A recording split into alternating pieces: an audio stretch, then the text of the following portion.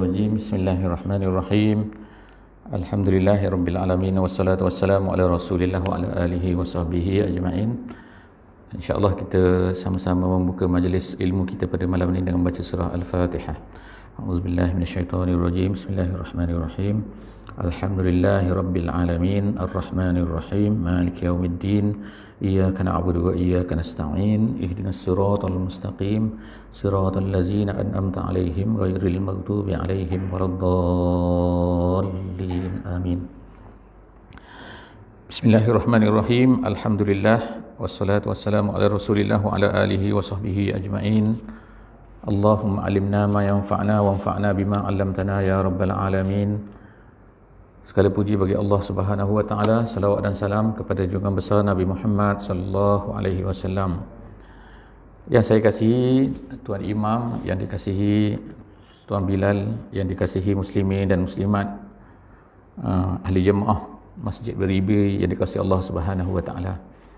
Alhamdulillah, pada malam ni kita dapat duduk lagi bersama-sama dalam majlis ilmu yang InsyaAllah kita pohonkan Allah Subhanahu Wa Taala akan memberi keredaan kepada majlis kita pada malam ini dan akan memberikan pahalanya dan memberikan maghfirahnya kepada orang-orang yang datang ke dalam majlis ilmu kita pada malam ini. Sebagaimana yang disebutkan dalam hadis Nabi sallallahu alaihi wasallam, man salaka tariqan yaltamisu bihi ilman sahalallahu bihi tariqan ilal jannah. Sesiapa yang menjalani satu jalan untuk mencari ilmu, mendapatkan ilmu Allah Subhanahu Wa Taala, maka dia telah diberikan kepadanya, dimudahkan kepadanya satu jalan ke syurga. Malam ni insya-Allah kita akan sambung sirah Nabi kita sallallahu alaihi wasallam. Jadi pada malam lepas, pada minggu lepas kita telah baca, kita telah bercerita tentang satu perkara, iaitu kita berakhir saya rasa pada Khatamun Nabuwah, saya rasanya, iaitu berkaitan dengan satu tanda yang ada pada belakang Nabi sallallahu alaihi wasallam. Jadi tanda ni macam lebih kurangnya disebutkan oleh ulama seperti orang berbekam. Orang berbekam tu dia ada macam ada tanda darah merah tu, tapi tanda ni kecil je. Tanda ni tak nampak kalau dilihat sepintas lalu, maka dia perlu diperhatikan, maka akan nampak. Tanda tu ada dan dilihat oleh yang kita sebut itu, iaitu oleh seorang yang bernama Jerjes, ataupun nama dia Bahira, di satu tempat yang nama Basra di negeri Syam, di Jordan sekarang ni, tempat tu. Dan kemudian dia menyuruh Abu Talib membawa Nabi ni balik semula dengan cepat ke Mekah, kerana ditakuti orang-orang Yahudi mengenali Muhammad ni, maka dia akan membunuh Muhammad ni. Kemudian kita baca juga hari itu peperangan Fijar, Nabi sallallahu alaihi wasallam telah bersama-sama dalam peperangan tersebut, dan kemudian kita akan sampai insya-Allah kita telah sampai itu ke Halful Fudul. Halful Fudul ni ialah satu macam perjanjian yang dibuat oleh sesama orang Arab semua. Orang Arab di Mekah ni berkumpul bersama-sama dan kemudian mereka telah menyetujui satu perkara dalam Halful Fudul ni, iaitu untuk menolong orang-orang yang ditindas, orang-orang yang dizalimi semasa di Mekah ni. Jadi kita berakhir di situ. Hari ini insya-Allah kita akan sambung dengan cerita seterusnya, iaitu kisah perniagaan Nabi sallallahu alaihi wasallam ke Syam. Jadi untuk makluman saya lagi saya mengambil kisah ini daripada buku Ar-Rahiqul Makhtum. Ar-Rahiqul Makhtum. Buku ni yang kita sebut hari itu adalah salah satu daripada buku sirah moden yang ditulis oleh Syekh Abdul Rahman Al-Mubarak Furi daripada Benares, India. Orang India. Orang India ni bisa-bisa, hebat-hebat sampai sekarang pun. Maknanya lebih hebat lah kita nak kata daripada kita orang Melayu lah mungkin. Walaupun orang Melayu kita ni hebat, tapi orang India ni hebat lagi. Hebat dari segi apa? Contohnya lah, mereka ni hafal semua benda ni. Hafal hadis, saya rasa susah nak jumpa orang Melayu yang hafal Quran, ada insya-Allah, tapi hafal hadis. Hafal Bukhari, hafal Muslim, hafal Tirmizi, hafal Abu Daud, hafal semua tu dalam kepala. Tu kehebatan lah mereka. Dan banyak madrasah-madrasah. Walaupun mereka ni adalah negara yang tidak Islam. Jadi kisah ini saya ambil daripada Ar-Rahiqul Makhtum, ataupun dalam bahasa Inggeris ni ada terjemahan Seal Nectar. Seal Nectar dalam terjemahan dia. Walaupun terjemahan tu adalah sikit-sikit dia macam tak berapa nak kata nak tepat, susah juga sebab kita bila kita baca Inggeris dia lain sikit dalam bahasa Arab ni. Dan bahasa Melayu pun ada insya-Allah. Rahiqul Makhtum. Kisah ni kita sampai sekarang kisah kepada Nabi SAW. Ni umur dia dah 25 tahun ni. Nabi SAW pergi berniaga ke Syam. Jadi orang Arab ni memang, orang Arab Mekah ni memang popularnya, mereka ni kerja mereka ialah kerja berniaga. Dia berbeza dengan orang Madinah. Orang Madinah ni kebiasaan mereka kerja bertani, masyarakat pertanian. Masyarakat Mekah ni masyarakat berniaga. Jadi majoriti mereka ni berniaga. Tak banyak yang bertani. Nak bertani di mana? Sebab tak ada tempat. Kering semua. Kemudian ada sikit-sikit lagi bekerja memahat, tukang pahat, tukang buat apa ni? Tukang buat patung. Sebab jualan patung ni laris di Mekah tu. Sebab orang datang buat haji. Jadi orang datang buat haji, nanti orang buat balik patung. Patung tu buat balik kampung mereka tu. Mereka ceritalah, ni kami ni beli patung ni di Mekah. Jadi macam kita jugalah sekarang ni. Beli mana ni? Tasbih Mekah, bukan tasbih batu satu, bukan. Bukan tasbih. Kain mana ni? Kain di Mekah, bukan kain Azmi, bukan. Gitu kan. Jadi maknanya bila Mekah ni, walaupun tengok-tengok made in, tak tahulah mana-mana, bukan Mekah lah ni. Mekah tak ada industri. Jadi macam itulah orang-orang Arab dulu. Salah satu daripada orang kaya di Mekah ni nama dia Khadijah. Khadijah ni orang kaya. Dikatakan umur dia 40 tahun. Tapi sebenarnya riwayat yang mengatakan 40 tahun ni ada banyak pertikaian ulama sebenarnya. Banyak ulama-ulama yang kata sebenarnya bukan 40 tahun umur dia. Umur dia 30 je. Ataupun ada yang kata tak sampai 30. Wallahu alam bisawab. Itu adalah perbezaan pendapat lah di kalangan ahli sirah. Walaupun yang kita dengar selalu ialah 40. Tapi tak apalah, kita ambil lah 40 ke, tak apalah. Yang pentingnya ialah Nabi SAW telah membuat mudarabah, nama dia. Mudarabah ni ialah satu cara yang memang dibuat oleh orang Quraisy sejak daripada sebelum Nabi Muhammad SAW. Iaitu apa? Iaitu ada orang yang ada duit, ada orang ada harta, tapi mereka ni tak pandai berniaga. Jadi Nabi kita ni SAW ni pandai berniaga. Kemudian orang yang banyak harta ni ialah Khadijah. Jadi Khadijah telah memberikan harta dia kepada Nabi kita SAW, sebab Nabi ni, Muhammad ni orang yang sangat dipercayai. Maknanya digelar sebagai Al-Amin, tak pernah bohong sejak daripada kecil. Jadi dia beri duit kepada Muhammad, diberi harta kepada Muhammad, suruh Muhammad ni pergi berniaga, untung nanti dia akan ada bahagian dia. Jadi pergilah Nabi SAW dengan seorang yang bernama Maisarah. Jadi Maisarah ni bukan perempuan, lelaki. Sebab kita sekarang ni kalau anak perempuan nama Maisarah, kalau kita jumpa Maisarah perempuan. Tak, Maisarah ni saya daripada kecil lagi duk ingat Maisarah ni perempuan. Macam mana Nabi pergi dengan seorang perempuan? Jadi macam tak betul sikit. Bukan tak betul kita, tak betul cerita. Orang tak beritahu kepada kita, rupanya Maisarah tu lelaki. Macam mana pula kita kata ada roh-roh belakang tu? Samalah macam Talhah, macam Hamzah. Kalau kita kata Hamzah, lelaki ke perempuan? Lelaki. Orang tak ada nama perempuan Hamzah ataupun Talhah, tak ada. Jadi tu nama-nama nama-nama lelaki sebenarnya, tapi dia ada kat belakang, ada term marbutah. Jadi Nabi pergilah ke Syam ni, lalu dengan berniaga dengan baik, dan kemudian Nabi membalik. Jadi sebenarnya kita bayangkanlah, maknanya perjalanan tu jauh dan bawa harta yang banyak, dan kemudian berniaga tu nak habiskan benda tu, kemudian nak bawa balik barang lain pula. Jadi pergi berniaga. Jadi maknanya kalau kita ni macam kita pergi ke sekarang ni, pergi bawa harta pergi berniaga dia di Hong Kong ataupun bawa harta pergi mana, KK pergi berjual sana, kemudian bawa benda lain pula bawa balik. Ni zaman 1400 tahun dulu ni. Dan Syam tu jauh. Syam tu lebih jauh daripada KK. Jauh. Saya rasa agak-agak kucing ada ikut ni. Tapi naik apa? Naik unta. Jadi naik unta bawa harta. Jadi maknanya pengalaman banyak Nabi kita SAW ni bila dibuat macam tu. Jadi dia pergi berniaga di sana, kemudian balik, untung banyak. Bila untung banyak, satu, Khadijah gembira. Kemudian Maisarah ni pula, macam-macam lah cerita ni. Muhammad ni baguslah macam ni semua. Jadi Khadijah pun mulalah tertarik kepada Muhammad ni. Gitu kan. Kemudian jadi dia pun, Khadijah ni rupanya ramai orang minta dia. Dah lah orang kaya orang kaya, orang lawa pula tu. Tak patut baik pula. Habislah cukup syarat ni. Orang minta dia tolak, orang minta rupanya nak jumpakan dengan Nabi kita sallallahu alaihi wasallam ni.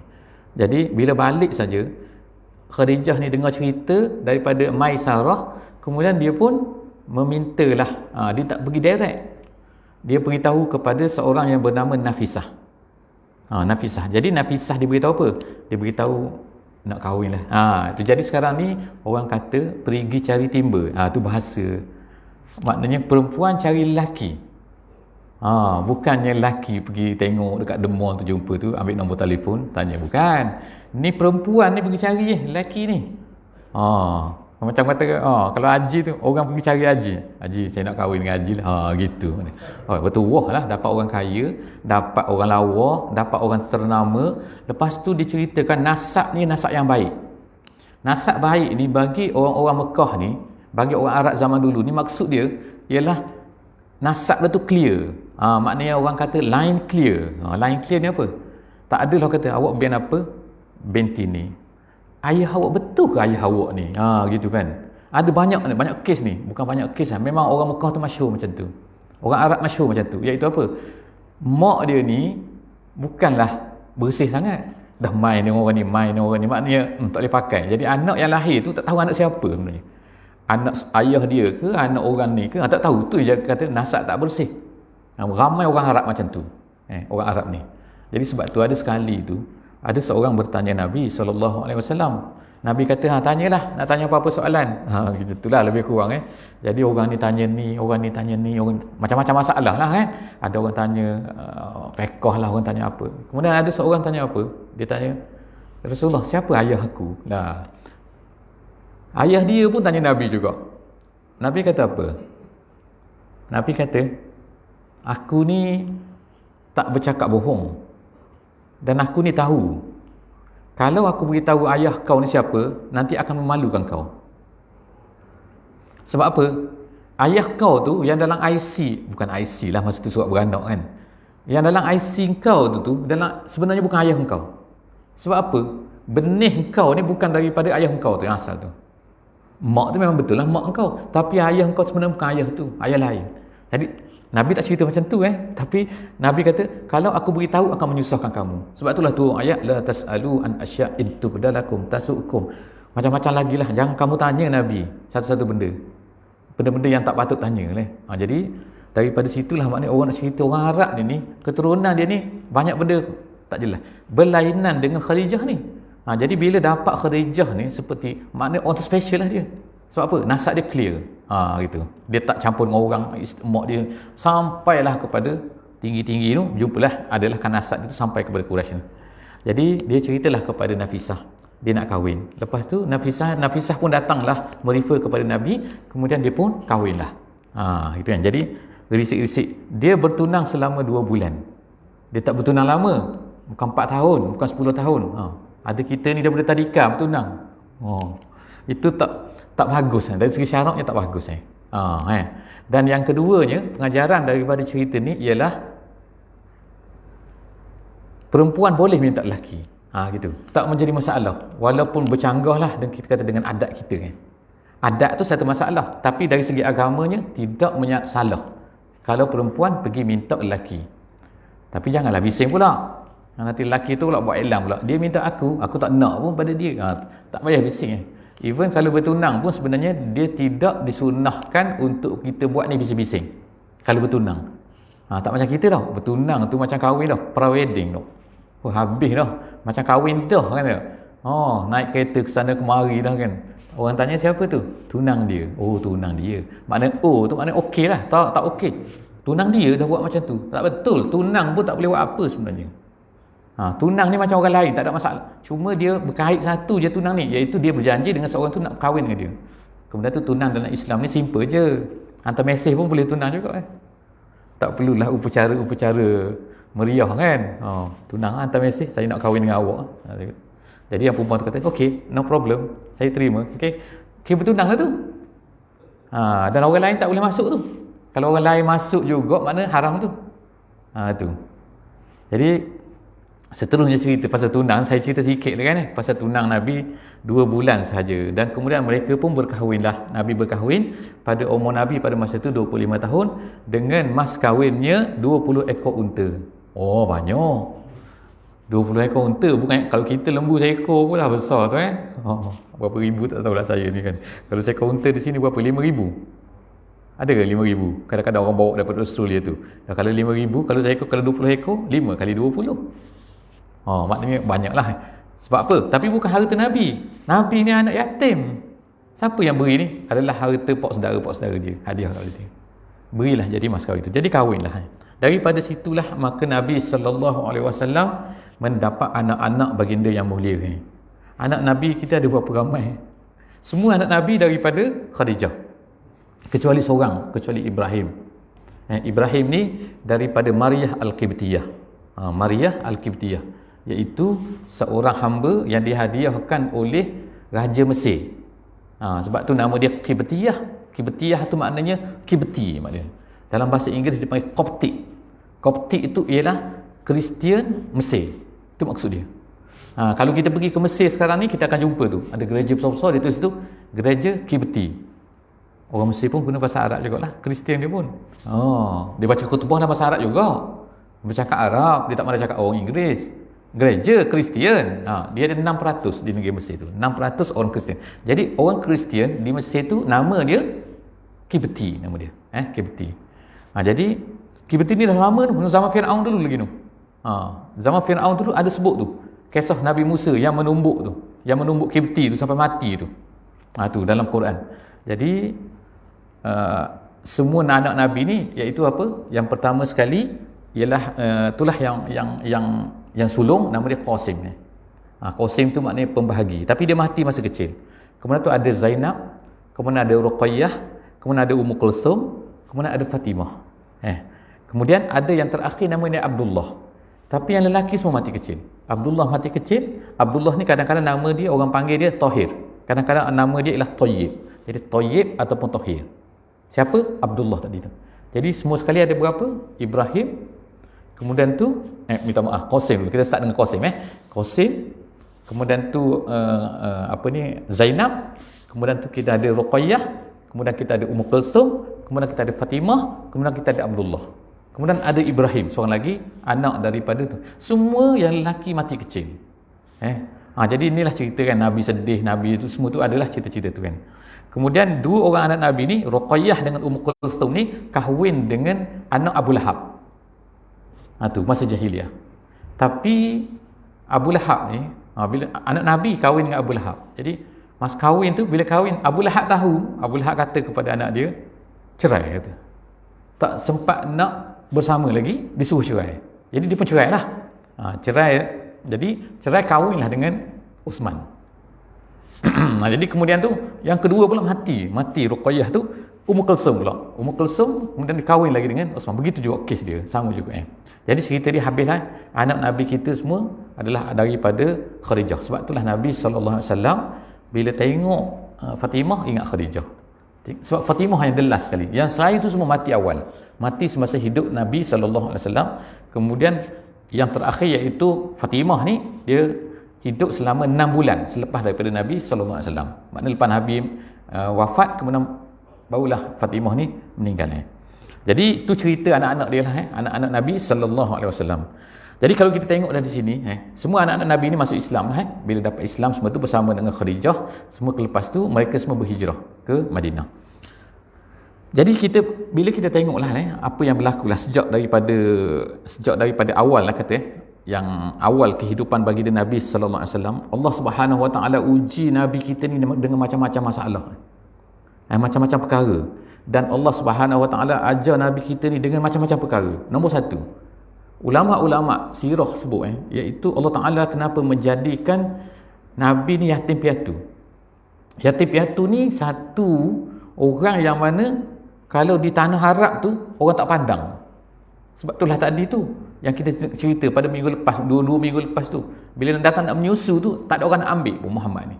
Sebab yatim piatu, walaupun dia orang besar, tapi yatim, sebut yatim. Jadi itu adalah ujian, ujian kepada dia. Sebab tabiat orang perempuan dulu dia tak bekerja. Dia orang lelaki bekerja. Jadi kalau kita sekarang ni, orang perempuan tu lebih banyak duit lagi daripada kita kan. Perempuan gaji 10,000, suami gaji 1,000. Contoh lah kan. Jadi maknanya berbeza. Dari dulu tak, dia terbalik. Jadi sebab tu bila nama dia yatim ialah yang kematian ayah, bukan kematian mak. Tak ada piatu-piatu ni, tak ada. Jadi bila ayah tak ada, automatik budak tu jadi yatim kalau sebelum balik. Sebelum balik Kalau dah lepas balik tu cerita lain. Jadi tu cerita. Jadi Allah Subhanahu Wa Taala telah didik Nabi dalam Quran, dalam hadis Nabi SAW kata, Nabi kata apa? Addabani Rabbi fa ahsana ta'dibi. Allah Taala yang menadabkan aku, menjadikan aku ni, mengajar aku satu perkara yang menyebab, dan aku inilah, dan Allah Taala telah mengajar sebaik-baik adab kepada aku. Jadi Allah Taala telah bentuk Nabi maknanya kita tengok, maknanya yang pertama sekali yatim piatu, yang kedua keturunan dia baik, yang ketiga ni dia daripada kecil lagi dah pergi bisnes. Ini satu perkara lagi, maknanya berjalan jauh ikut pok saudara dia Abu Talib tu, umur 12 tahun. Kita kalau anak 12 tahun, jaga betul.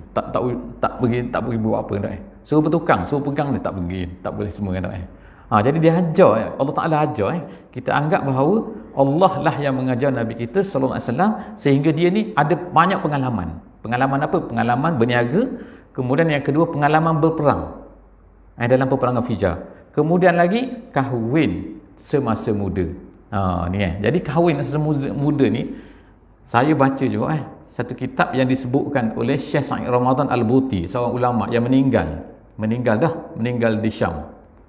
Lebih kurang 2-3 tahun lepas. Dia meninggal atas ni masa mengajar. Kena bom. Masa tu Dia kan di Syria, dia kan banyak perang-perang ni kan. Jadi ada orang tak suka pada dia. Jadi orang letak bom dekat dia tu, meletup. Ada dalam video. Makna masa tu meletup tu ada orang ambil gambar masa tu. Orang ambil gambar, dia mengajar tapi meletup lah masa tu. Jadi dia cerita ni, ada satu buku dia, tajuk dia Fiqhus Sirah. Dia cerita ni, kenapa Allah Ta'ala telah menjadikan Nabi ni berkahwin pada umur 25 tahun. Jadi dia kata kerana Nabi SAW dapat wahyu umur 40, tapi dia kahwin umur 25. Jadi maknanya ada masa tu berapa?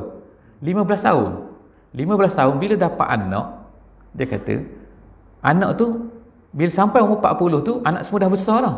Bukan sibuk nak menyusu, sibuk duduk tarik kaki, tarik kain lagi, tak. Maknanya anak tu dah besar semua dah beres dah. Gitu. Jadi tu nombor satu. Bila ada anak ni dia lain dengan orang tak ada anak. Jadi itulah banyaklah pengajaran-pengajaran dia. Dan kemudian berkahwin awal, dia kata adalah kerana Allah Ta'ala nak menjadikan seseorang itu, kalau nak memelihara dia, maka dia kena kahwin. Jadi kalau ayah-ayah ni, kalau anak nak kahwin, berilah kahwin kalau sesuai lah, jangan tak sesuai nanti tak ada duit nak beri makan apa tapi maknanya kalau sesuai. Janganlah kata kau muda lagi, umur berapa? 30 muda apa nak kahwin kan. Ada setengah-setengah tempat tu memang dah tak nak kahwin dah jadi. Ada tak nak kahwin langsung dok adalah tengah-tengah tempat tu kan, tak nak cerita tempat mana tu kan. Jadi dah jadi satu trend tak nak kahwin. Jadi tu satu benda yang tak baik lah. Dalam Islam Nabi kata ada beberapa perkara yang mana 3 perkara mesti dicepatkan. Nombor 1 apa? Bayar hutang. Yang kedua, sembahyang bila dah masuk waktu. Jangan tak masuk waktu sembahyang dah. Tunggu masuk waktu dulu. Yang ketiga ialah kahwin. Kena kahwin awal. Tapi umur 10 tahun janganlah kahwin dulu Dah cukup umur lah maknanya kahwin. Itu maknanya sebab apa? Sebab banyaknya rosak kita tengok sekarang ni ialah kerana tak kahwin lah. Kalau kita tengok dalam masyarakat sekarang kan. Sebab kahwin ni bagus lah insya-Allah kan dia mematangkan cepat jadi kahwin orang muda-muda ni. Ni insya-Allah. Seterusnya berapa perkara lagi yang berlaku sebelum Nabi kita sampai kepada umur dia 40 tahun ni. Kita cerita ni belum masuk sampai umur lagi ni. Ni banyak ni. Iaitu apa? Semasa Nabi berumur 35 tahun. 35 tahun. Jadi sekarang tadi kahwin umur 25, kemudian umur Nabi 35 tahun, berlakulah satu peristiwa. Iaitu apa? Banjir di Mekah tu. Di Mekah ni walaupun kita kata padang pasir, tapi kadang-kadang dia turun air tu sebab di Mekah macam tu. Geografi dia kan. Tu semua tu bukit. Jadi bila hujan dia akan Air tu akan duduk dekat Kaabah. Jadi akhirnya apa? Tu Kaabah tu dibina oleh Nabi Ibrahim dulunya. Dia tu dibuat daripada tanah liat.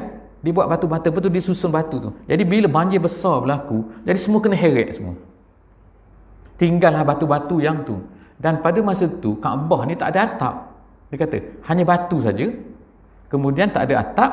Jadi pencuri selalu masuk sebab orang Arab letakkan barang berharga dalam tu. Jadi ada pencuri selalu naik ke atas tu. Jadi dia kata akhirnya banjir tu jadi susah hati orang Arab. Susah hati nak buat apa? Okeylah, dia kata kita akan bina semula Kaabah ni. Bila nak bina Kaabah ni, orang Arab buat syarat. Kaabah ni kita boleh buat, tapi syarat dia ialah siapa yang nak derma batu, nak derma apa-apa, mesti daripada harta yang halal. Orang Arab pun tahu juga halal. Dia Quraisy, dia musyrik ni, tapi tahu nak halal juga dia. Sebab apa? Dia tahu ni Baitullah ni rumah Allah ni, tak boleh main-main. Macam tu lah kan. Jadi akhirnya buat syarat macam tu, ramailah tak boleh derma. Sampai apa? Batu tak cukup. Nak cerita dahsyatnya maknanya. Orang Arab kan kaya tak Tapi kaya-kaya pun tak cukup harta. Sebab apa? Sebab nak cari halal tu susah. Jadi ertinya apa? Kebanyakan daripada harta orang pada masa tu adalah harta haram. Tahu dia harta haram. Jadi dia tu nombor satu. Yang keduanya, ada saki baki Kaabah. Saki baki Kaabah ni jadi nak kena runtuh lah dulu. Nak runtuh dulu ni, tak ada orang berani pula. Semua pakat takut.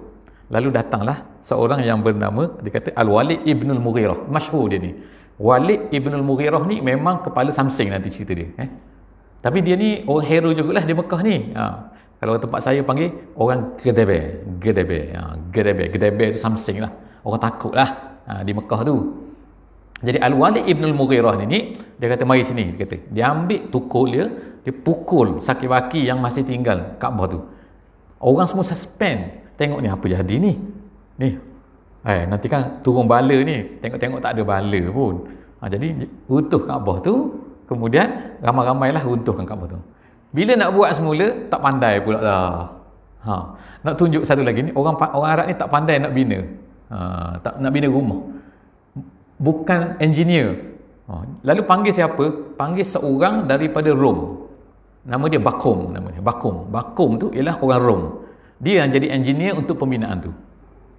Tu ceritanya orang Arab ni jahil pembinaan. Dia pandai berniaga je. Dia tak pandai benda-benda bina-bina, dia tak pandai. Rumah dia pun buat simple-simple.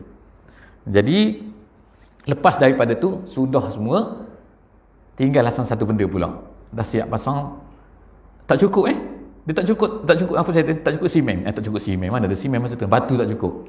Sebab itulah hujung tu dia ada satu Kaabah. Mana ada gambar Kaabah? Tak ada Kaabah sini. Di hujung Kaabah tu dia ada satu lengkungan, apa Syazrawan tu.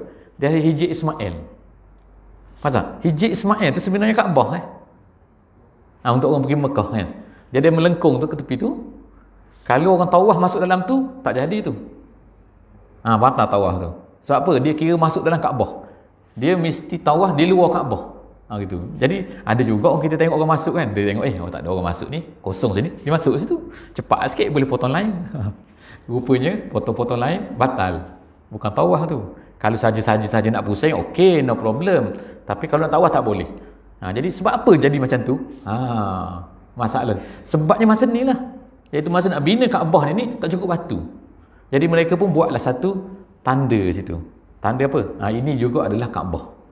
Tapi batu sepatutnya sambung sampai situ.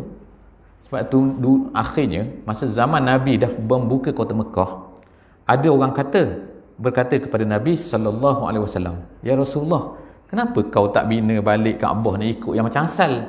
Maknanya ikut asal lah, ikut keluasan asal tu kenapa tak runtuhkan yang dibuat yang lain? Itu Nabi SAW berkata kepada Aisyah, dia kata, kalaulah tidak kerana orang Arab ni masih baru lagi dengan jahiliahnya, mesti aku akan runtuhkan Kaabah tu. Itu satu hadis yang masyhur lah yang disebut tu. Jadi maknanya sini ialah Nabi takut nanti orang Arab semua akan kata apa? Sebab Islam, setengah-setengah daripada orang Arab ni yang baru masuk Islam ni, ialah mereka ni masih lagi confused ni. Muhammad tengok Muhammad runtuhkan Kaabah pula. Tengok tu Muhammad baru dapat kuasa sekejap dah runtuh Kaabah dah. Kata. Itulah takut, Nabi takut. Jadi akhirnya sampai hari ni Kaabah tu dibiarkan macam tu. Itu ada tempat situ yang tak dibina Kaabahnya tadi. Jadi selepas daripada tu tinggal satu masalah yang terakhir. Bila banjir tu, Hajar Aswad tu tersepuk sana, jauh sana, tercampur je. Siapa pula nak angkat pula ni? Jadi berebut pula, berperang pula. 5 hari berperang. Main-main. Sampai ada yang terbunuh, ada mati semua. Hak bergaduh bertumbuk lah, tahu orang bengkok tu balik rumah, dah tahu lah kan. Maknanya dahsyat ni 5 hari berperang. Berperang sebab apa? Siapa nak ambil Kaabah? Nak ambil Hajar Aswad tu letakkan pada tempat dia. Yang tu pun nak bergaduh kan. Orang Arab ni kan, kita tengok tak, benda-benda kecil memang betul. Orang Arab ni, orang Arab dulu lah cerita ni. Arab sekarang pun tak tahulah saya ni. Tapi maknanya yang dulu tu, kerana kuda sikit pun, kerana coret sikit pun dia nak bergaduh. Maknanya benda-benda kecil lah, kita tak patut bergaduh. Kita maaf-maaf sudah. Ini saya rasa kebagusan lah kita semua di sini tu. Maknanya bagus ni. Tu. Kalau orang puji sini apa benda kan, biasanya orang datang sini, orang daripada tempat saya datang sini apa? Oh, kita sini kalau bagi signal memang orang berhenti, orang bagi jalan. Oh, bagus. Kalau tempat kami memang tak bagi jalan tu. Mati awak bawa berdoza, baguslah boleh masuk. Kalau orang tak nak bagi masuk ni, jarang nak dapat orang yang ni bagus ni. Jadi ni dia cerita ni orang Arab ni bergaduh kerana benda nak letak tu. Jadi tak apalah dia kata. Okeylah macam dia kata. Ada seorang bernama Abu Abu Umayyah dia kata. Abu Umayyah ni berkata, kita tengok dia kata. Siapa yang mula-mula masuk daripada pintu tu? Setuju tak? Kalau orang tu yang masuk, siapa-siapa saja masuk, maka dialah kita akan panggil dia untuk selesaikan isu kita ni. Kalau tak, bukan 5 hari ni kan, nanti 50 hari tak habis-habis nanti. Jadi akhirnya tengok-tengok, tunggu. Semua suspend tunggu. Siapa yang datang? Tengok-tengok Muhammad. Yes, ni Al-Amin, Al-Amin kata. Memang tak ada dah. Memang betul, tepat on time. Nabi Muhammad SAW datang, jadi Nabi diceritalah kepada Muhammad masalah-masalah dia. Kemudian Nabi pun minta kain tu, kain macam ni lah dia kawan kita kata kain ni bukan warna merah tapi maknanya letak kain situ, letakkan Hajar Aswad situ, Nabi letak situ, kemudian angkat ramai-ramai. Maknanya jauh dia jauh tu. Bawa ramai-ramai sampai dekat Nabi angkat sendiri. Barulah selesai masalah tu. Jadi sini ni umur Nabi baru 35 tahun. Orang lain ni umur tua-tua ni. Dah otak-otai dah ni maknanya ni kan. Ke orang besar Mekah ni masih kena nak bergaduh. Jadi akhirnya mereka setuju semua. Alhamdulillah. Habislah cerita kita kan. Jadi habis tu yang terakhir tak sempat kan, ada beberapa minit lagi insya-Allah. Nak cerita pula tentang iaitu Nabi SAW ni sebelum daripada dia mendapat wahyu. Ni sekarang dah dekat umur 40 Sebelum dapat wahyu, Nabi kita SAW ni ada beberapa benda dia tak pernah buat. Tak pernah berlaku. Nombor 1, tak pernah minum arak. Erti sini orang Arab ni pada masa tu memang suka minum arak. Yang kedua, arak dia bukan arak daripada anggur Kadang-kadang tu anggur arak ni daripada tamar tamar maknanya semua benda boleh buat arak beras pun orang buat arak orang panggil benda air tuak sini bukan di sinilah di seluruh Borneo ni banyak kalau Kelantan air tuak tu lain ada juga sebab tepi-tepi jalan bulan puasa tu di Kelantan tu orang akan jual air tuak tepi jalan tu tuak tu bukan tuak di sini tuak tu tak mabuk, tuak tu dia ambil daripada pokok kelapa, dipanggil tuak, nama sama. Jadi orang Arab ni kuat minum arak itu daripada tamar, dia buat daripada buah kurma tu. Jadi tu nombor 1 lah Nabi. Nombor kedua, Nabi tak pernah berzina. Yang ketiga, Nabi tak pernah makan sembelihan untuk berhala. Orang Arab ni pun macam tu juga dia suka untuk menyembelih kepada berhala. Yang keempat, Nabi tak pernah tak pernah berzina, tak pernah minum arak, tak pernah menyembah berhala. Jadi orang Arab ni semua sembah berhala, Lata, Uzza, dia semua.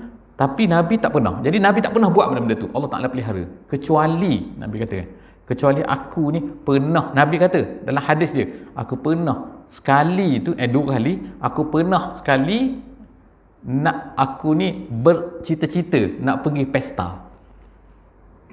Pesta dia macam mana? Dia kata Nabi SAW ni dia pergi bela unta. Jadi di Mekah, daripada jauh tu padang pasir nampak Mekah tu jauh sayup nampak api tu kan. Jadi dia bawa kambing, dia bela kambing Nabi ni. Jadi sekali tu dia tengok ada bunyi daripada jauh tu bunyi bunyi kalau kita tengok bunyi apa tu, orang main pesta kot. Jadi Nabi beritahu kepada kawan dia yang jaga kambing ni, kau tolong jagalah kambing aku nak pergi dengar orang main pesta kan, orang main fanfare apa benda lah orang main kan. Jadi dia pun pergilah jalan, pergi sampai kat dengan muzik tu, tiba-tiba dia kata, datanglah aku mengantuk yang tak pernah mengantuk. Tertidur dia, mana atas pasir tu. Sedar-sedar bila? Pagi esok dah, matahari naik dah. Jadi tak ada lah, muzik tak ada semua kan. Ada cerita dalam tu memang dengar muzik pada malam tu. Tu sekali, perkara tu dia kata berlaku 2 kali, dan Allah Ta'ala memang memelihara Nabi daripada mendengar benda-benda macam tu kan. Tak macam kita lah ni, kita ni banyak lah macam-macam benda serabut tu kan. Kadang-kadang sengaja mendengar macam-macam benda kan. Jadi Alhamdulillah, habis ke situlah, maka sampailah kita kepada umur Nabi 40 tahun. Bila sampai dekat-dekat umur 40 tahun, tiba-tiba dia terasalah nak pergi bertahannus, dipanggil. Tahannus ni ialah dalam bahasa setengah kitab dia kata berkhalwah, dia kata. Bukan khalwat. Khalwat bahasa sekarang artinya kena tangkap oleh tu pencegah maksiat tu kan. Dia bukan khalwat, khalwah ni maknanya bersendirian.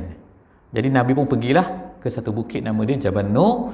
Jadi insya-Allah lah cerita ni kita to be continue lah ya. Masih banyak lagi cerita kita sampai umur 40 tahun insya-Allah. Ni lepas ni makin sedap lagi lah cerita dia insya-Allah. Wallahu a'lam bishawab. Terima kasih semualah kepada semua yang jemaah semua yang hadir pada malam ni. Moga-moga kita diberkati dan diridai oleh Allah Subhanahu wa taala dan berikan pahala yang selayaknya insya-Allah. Kita sudahi majlis kita dengan membaca surah Wal Asri. Bismillahirrahmanirrahim. Wal asri innal insana lafi khusr illa allazina amanu wa amilus solihat wa tawasaw bil haqqi wa tawasaw bis sabr.